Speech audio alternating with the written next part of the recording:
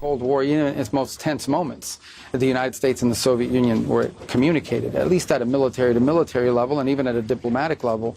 And in many ways, that prevented catastrophe. So I'm not saying we're at that stage with China, but what I am saying is it would frankly be reckless and irresponsible for the U.S. and China not to have a relationship, given the impact our countries have on the global economy and on the world. Did you discuss with China, with Mr. Wang Yi, the working group, or any more details of the Board of Trade, Board of Investment? Yes, we did. Areas? We did, and we're moving towards implementation of that, and I think that's one of the potential, concrete deliverables that we can have before September, when that visit happens. And again, those are good ideas, and they come in the aftermath of the visit we took to China earlier this year, and so we did discuss that, yes. Russia's Lavrov revealed that he's going to be meeting with you tomorrow. Yeah. If that happens, are you going to press him on Ukraine, or are you simply No, we're going to. I don't know if the term is press him. We're going to talk about it. Obviously, the war in Ukraine, I think, has in many ways impeded the ability of Russia and the United States to find areas of agreement on other topics. That doesn't mean we won't seek to find other areas of potential cooperation. But by the same token, we'd like to see that war come to an end. We think it would be good for Russia if that war came to an end. So we'll raise it. And as I said, the U.S. remains open and willing to play a constructive role in bringing that war to an end if that opportunity presents itself. And it might. We're open to it, to playing that role, because we think right now, and I think the Russians would agree, we're probably the only country in the world that can play that role in trying to bring that to an end. What kind of role is the U.S. playing right now in doing that? I mean, there's still some kind of quiet talks going on, or outreach? Well, I think that you've seen kind of fall off a little bit over the last few months. Perhaps there are now new conditions in place that will allow that conversation to happen. It's one of the things we'll explore tomorrow in our conversation. I saw the Foreign Minister Lavrov last night. Briefly, we didn't talk about any of this, but I saw him last night when he arrived at the opening dinner, and we'll talk more tomorrow.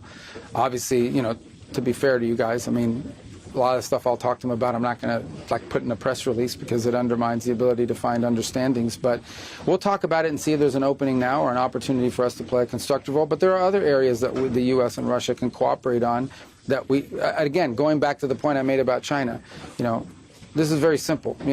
Russia possesses we are the two largest nuclear armed countries on the planet. For us not to talk would be reckless and irresponsible. We have to have a relationship with the Russian government, even though we have areas of disagreement. And in the case of Ukraine, perhaps an opportunity to, if we can play a constructive role, to bring it to an end. So, I'm sure that'll come up tomorrow, there's no doubt. But we'll talk about some other stuff, too. The Wall Street Journal is reporting that President Trump has approved a nuclear deal with Saudi Arabia. Do you have any details on that? Yeah, I'll let the White House officials sort of put out an official statement about anything with regards to that. But I saw the same reporting this morning. But let me let that go through. And I'd prefer it be put out when there is something to say. That we'll say it through official channels. Has the U.S. asked South Korea or other Asian allies to contribute naval assets or something? We didn't ask them that today. Look, I think it's to their benefit, right? If you look at the region, they heavily depend on oil and natural gas that comes from this part of the world. Now, one of the interesting things you've seen is that the supplies that are reaching many of the countries in the region have begun to change. They're buying more LNG from us than ever before. They're also buying more oil from us than ever before. So I think some of the changes you have seen and where people are getting their energy are going to be permanent after what you've seen here. But nonetheless, the Straits remain an important source of energy for many of the countries in this region. It's about 20% of the global oil that's purchased. So I think we think it would be to their benefit to participate in an effort. Did you make that ask today in these conversations? We didn't ask directly today, but we've had those conversations with them in the past. Every country has different restrictions on what they need to do in order to authorize that. Some have to get legislative approval. Some can do it unilaterally. Every country is different. But we've certainly raised it with different countries. We don't need them to do it, but we think it would be beneficial if they did. And some of these countries have unique capabilities in terms of mine clearing and things of that nature. So it'd be great if they join the effort, and I think some of them may eventually do so. It's in their interest to do so, but we didn't reach any agreement on that today. Frankly, it wasn't the cornerstone of what our conversations were about. Mr. Secretary, a lot of the ASEAN countries have expressed how terrible the war in Iran is for them when it comes to economically and the energy crunch. But Israel's finance minister sort of struck a tone in a different direction, said that the tit for tat is actually the best possible situation for Israel because it's weakening Iran. Does this show that there are some differences between the United States and Israel when it comes to how they view this war?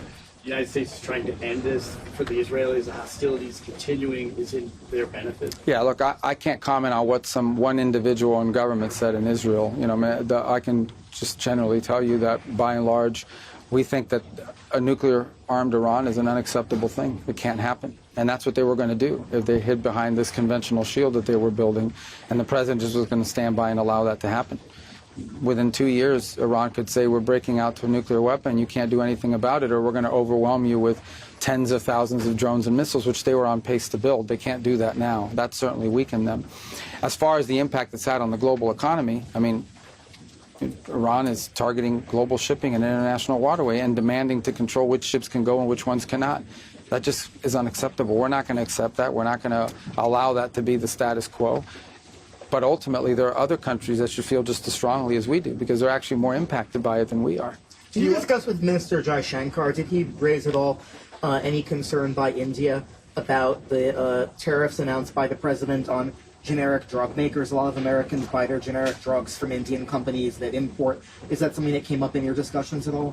I mean, not with me. I mean, we didn't get into depth on pharmaceuticals today, obviously.